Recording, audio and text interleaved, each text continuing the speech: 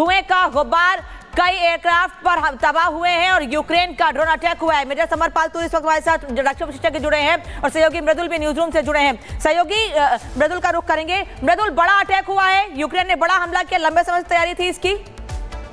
Ukraine की तरफ से यह दावा किया जा रहा है, सबसे पहले दर्शकों को हम यह बता दें कि अभी तक यूक्रेन की तरफ से दावा किया जा रहा है कि सबसे ज्यादा जो 3 सालों में नुकसान नहीं हुआ है रूस को, वो इस हमले में नुकसान हुआ है। 40 फाइटर एयर जेट्स का नुकसान हुआ है। और आपको मैं जगह बता दूं, ओलेनिया एयरबेस पर नुकसान पहुंचा है, बेलाया एयरबेस की जानकारी हमारे पास है, इवानोवो और डैगिलेवो, ये वो एयरबेसेस है जहां पर रूस को नुकसान पहुंचा है। लेकिन बड़ी बात क्या है, अभी तक रूस की तरफ से बार बार यूक्रेन पर हमला किया जा रहा था, लेकिन यूक्रेन ने 18 महीने इस चीज का इंतजार किया, इसको हमले में तब्दील करने के लिए कई सारी बैठकें की। और खबर तो यह भी है, जो यूक्रेन की सीक्रेट एजेंसी है वो ये बता रही है कि ज़ेलेंस्की इस पर नजर रख रहे थे, यानी उन्हें एक एक बात की खबर थी। और उसके बाद कई बड़े उनके जो पूर्व सचिव हैं वो भी इस ऑपरेशन से जुड़े हुए थे, लीड कर रहे थे। ये अभी तक जानकारी सामने आई है और अभी तक इस हमले में रूस को कई डॉलर का नुकसान हुआ है, अमेरिकी डॉलर्स का नुकसान यहां पर बताया जा रहा है। लेकिन एक बड़ी बात देखनी होगी, अनामिका आपको याद होगा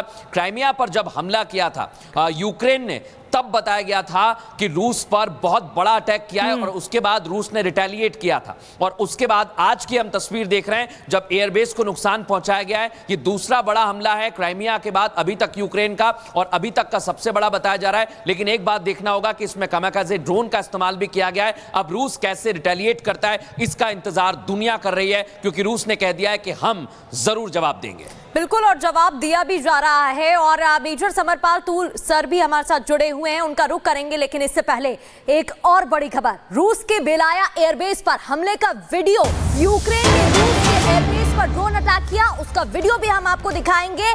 2 बड़े एयरबेस पर हमला किया है और ये दोनों ही बड़े एयरबेस बताए जा रहे हैं जहां पर अटैक हुआ है। रूस के बेलाया एयरबेस पर भी अटैक हुआ है, जिसकी ये वीडियो आपको दिखा रहे हैं, तस्वीरें भी सामने आई हैं। यूक्रेन की तरफ से सबसे बड़ा अटैक बताया जा रहा है। और मेजर समरपाल तूर सर हमारे साथ जुड़े हुए हैं। सर, सिर्फ अटैक नहीं हुआ है, यह भी देखा गया कि बॉम्बर एयरबेस कहां पर थे, वो जगह कहां थी जहां पर बॉम्बर्स रखे जा रहे थे और वहां पर निशाना साधकर अटैक किया गया है।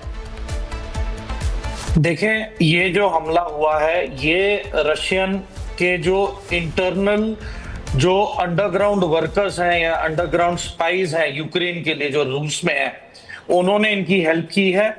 जितने भी हवाई अड्डों पे हमला हुआ है, इन सभी हवाई अड्डों के पास trailer trucks, flat bed trailer trucks कंटेनरों के साथ पार्क किए गए हैं।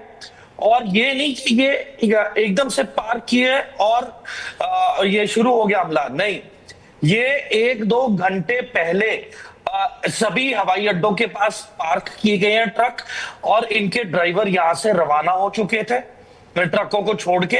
और ऑटोमेटिकली ये जो ट्रेलर जो कंटेनर्स हैं, इन कंटेनर्स के रूफटॉप से एक ओपनिंग है, वो ओपनिंग खुली है और ऑटोनोमस मोड में ये ड्रोन्स फ्लाई आउट किए हैं कंटेनरों से और बॉम्बर एयरक्राफ्ट में जाके हिट हुए हैं।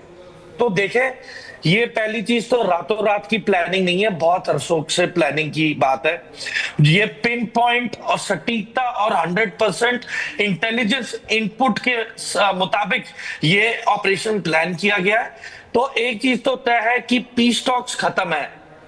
हम अब उम्मीद नहीं रख सकते कि अब लड़ाई रुकेगी या धीमी होने वाली है, नंबर 1। नंबर 2, जिस तरीके से हमला किया गया है, इसमें सैटेलाइट कम्युनिकेशंस की मदद ली गई है। इसमें यूरोप की जो स्पेस एजेंसीज हैं उनकी भी इसमें योगदान रहा होगा। और मेजर तूर, जो आप बात बता रहे हैं, ये बहुत ही प्लान्ड हमला किया गया यूक्रेन की तरफ से और बताया जा रहा है 1.5 साल की कड़ी मेहनत लगी है। लेकिन दर्शकों को एक बड़ी जानकारी हम दे दें, इस समय हमारे पास से ओलेनिया एयरबेस की तस्वीरें सामने आ गई है जहां पर रूस को बहुत नुकसान हुआ है। ये बहुत बड़ी जानकारी इस समय हमारे पास आ रही है और अभी तक रूस को कई हमलों में नुकसान हुआ है, लेकिन ये सबसे बड़ा हमला अभी तक बताया गया है। ओलेनिया एयरबेस की तस्वीर हम आपको दिखाएंगे, कैसे वहां पर ड्रोन अटैक किया गया है। और जो यूक्रेन की तरफ से जानकारी दी जा रही है वो ये बताया जा रहा है कि पहले से इसकी तैयारी थी और कामाकाजे ड्रोन को लॉन्च किया गया है रशियन बॉम्बर्स की तरफ और वहां पर यह तबाही मचाई गई है। जो तस्वीरें इस समय हम दर्शकों को दिखा रहे हैं वो ये बताने के लिए काफी हैं कि आने वाले समय में रूस इसको लेकर रिटेलिएट करेगा, क्योंकि जब यह युद्ध शुरू हुआ था तब रूस ने भी ऐसे ही कीव के अंदर पहला हमला किया था और जो सबसे बड़ा एयरबेस था वहां पर, एयरपोर्ट्स थे, वहां पर निशाना बनाया था, रशियन ट्रूप्स उतरी थी और उसके बाद यूक्रेन ने 1.5 साल की कड़ी मेहनत के बाद बताया जा रहा है कि ये और एक और बड़ी खबर, रूसी एयरबेस पर हमले से जुड़ी बहुत बड़ी खबर आपको बता रहे हैं। ड्रोन हमले में यूक्रेन ने ट्रक का इस्तेमाल किया है। ट्रक में छिपाकर ड्रोन रखे गए थे, कंटेनर की छत से ड्रोन उड़ाकर हमले किए गए हैं। यानी एक ट्रक का इस्तेमाल किया गया है, ट्रक का जो कंटेनर है ऊपर पीछे का हिस्सा जो है उसके ऊपर, उसका इस्तेमाल करके ड्रोन से ये अटैक किए गए हैं। जो बार बार बात कही जा रही है कि 18 महीने की लंबी प्लानिंग थी और उसके बाद ये अटैक किए गए हैं मेजर तूर, वो दिख भी रहा है, क्योंकि जेलेंस्की के देखरेख में, उनके सुपरविजन में यह हमला किया गया है और ट्रक से अटैक किए गए हैं जहां से लॉन्च किए गए हैं ड्रोन्स। मेजर तूर। और इस बीच एक और बड़ी खबर, जहां रूस के सेवेरोमोर्स्क में धमाके की खबर है। एक और अटैक और एक और धमाके की खबर, जहां पोर्ट पर न्यूक्लियर हथियार से हमला किया गया है। बताया जा रहा है अब तक का सबसे बड़ा अटैक और सोची समझी प्लानिंग के बाद यह अटैक किया गया है। ट्रक में ड्रोन रखे हुए थे पीछे कंटेनर की साइड पर और उसके बाद अटैक हुआ है। एक और धमाके की खबर और लगातार तस्वीरें भी आपको दिखा रहे हैं। मेजर तूर, जो सवाल मैं आपसे पूछी शायद आप सुन नहीं पाए, सवाल मेरा ये है सर कि ट्रक का इस्तेमाल किया गया है, ट्रक के जो कंटेनर्स हैं उनकी छत का इस्तेमाल करके ड्रोन्स को लॉन्च किया गया है जिससे रशिया पर हमले किए जाएं और उन एयरबेसेस को नुकसान पहुंचाया जाए, जिसमें 40 एयरक्राफ्ट का नुकसान रशिया को हुआ है। ये देखिए अनामिका, $2 बिलियन एक छोटी रकम नहीं होती है और जो 40 एयरक्राफ्ट इन्होंने जो क्षतिग्रस्त किए हैं इनकी स्ट्रेटेजिक इंपॉर्टेंस बहुत ज्यादा थी। इससे रूस की जो एरियल रेंज है बॉम्बिंग की और जिस तरीके से ये एयरक्राफ्ट एक डेटरेंट थे वेस्टर्न थ्रेट को काउंटर करने के लिए, उस पर बहुत ही असर पड़ा है रूस को। इसलिए ये आपातकालीन बैठक भी बुलाई गई है, क्योंकि देखें ये सिर्फ रूस को यूक्रेन के खिलाफ मतलब युद्ध पे असर ज्यादा नहीं डालेगा जितना ये वेस्ट वर्सेस रूस को लेके ये जितना इंपैक्ट करने वाला है।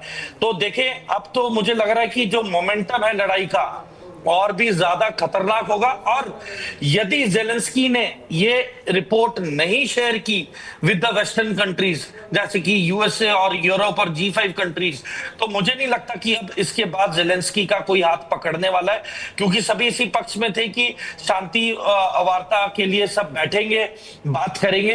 पर ये जो हमला किया है ये एक साफ साफ इंडिकेटर है जेलेंस्की की तरफ से कि वो शांति वार्ता नहीं चाहते हैं और मुझे लगता है कि अब युद्ध का अंत होने का समय करीब आएगा, क्योंकि मुझे नहीं लगता इसके आगे अब बात करने की कोई गुंजाइश बची है। अनामिका जी, मेजर तूर, क्या ऐसा माना जाए कि किसी ऐसी बड़ी जगह पर हमला करने की कोशिश थी जो रूस का सबसे स्ट्रॉन्ग प्लेस है? क्योंकि यह अटैक आज की नहीं तैयारी है, जो बार बार हम बता रहे हैं और आप भी कह रहे हैं कि 1.5 साल का लंबा वक्त लगा है, उससे ज्यादा वक्त लगा है। तो क्या कहीं बड़ी जगह, किसी ऐसी जगह रशिया पर अटैक करने की तैयारी थी जिससे और बड़ा नुकसान हो सके?